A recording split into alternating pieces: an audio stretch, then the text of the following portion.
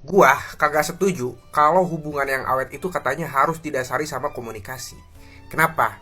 Karena faktanya nih di lapangan yang gue temuin, orang yang udah berusaha buat ngasih kabar tiap hari nih, udah ngasih effort juga tiap hari tuh, tetap aja tuh ujung-ujungnya diselingkuhin juga. Tetap aja tuh ujung-ujungnya ditinggalin juga. Nah terus apa dong kalau bukan komunikasi? Nah lo mikir gak?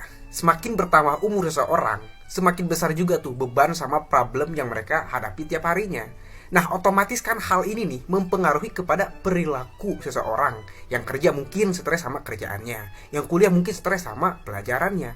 Nah, stres ini berkaitan sama emosi, perasaan, sama mood seseorang. Nah, tugas lu nih bukan malah ceramahin doinya, bukan doi termotivasi, justru malah bikin doi tambah stres. Cuy, percaya sama gua nih, orang kalau punya problem, mereka tuh tahu apa solusinya. Tugas lu adalah bukan ngasih ceramah panjang lebar, kagak perlu. Karena yang mereka harapkan dari lo itu pertama nih, lo bisa kagak menjadi pendengar yang baik buat doi. Lo bisa kagak buat memahami emosi, perasaan yang sekarang dirasakan sama doi lu. Cuman itu, pacar lu kagak butuh ngedengerin lo ceramah. Kan mereka itu pengen meluapkan perasaannya. Oleh karena itu jadilah pendengar yang baik. Jadilah bagian seorang yang mampu memahami, bukan untuk menceramahi. Ingat, ini berlaku buat cewek ataupun cowok. Dan lu nih buat para cewek-cewek, jangan merasa cuman diri lo aja gitu yang ingin dimengerti sama cowoknya. Kami pun cowok-cowok juga sama, pengen dimengerti. Kami juga manusia, punya emosi sama. Cuman ya bedanya gendernya doang tuh. Jadi jangan merasa egois. Kalau lu pengen dimengerti dan dipahami juga, sudahkah lu memahami perasaan cowok lu? Kalau belum, ya jangan ngarep. Ingat nih kunci hubungan itu adalah saling memahami, bukan di komunikasi. Badut pasti ngerti lah soal beginian. Cia, blok. Kalau lu pengen tahu perbudakan modern zaman sekarang, nih video ini.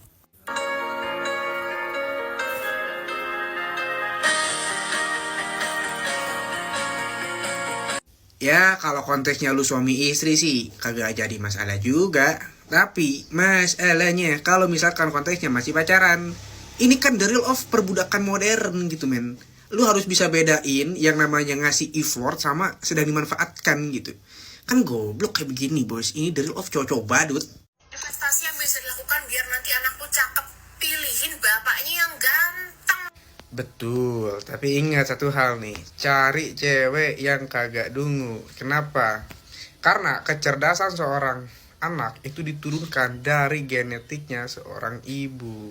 Toh yang namanya jodoh kan katanya refleksi tuh Kalau lu pengen punya kriteria laki-laki yang ganteng, tinggi, atau badannya bagus gitu, nah, elunya sendiri juga harus berefleksi, harus bisa seimbang gitu biar supaya apa? Genetiknya bagus gitu. Dari ayahnya bagus, dari ibunya bagus gitu kan, kalau seimbang, wah, jadi Elon Musk nanti anak lu di masa depan tuh.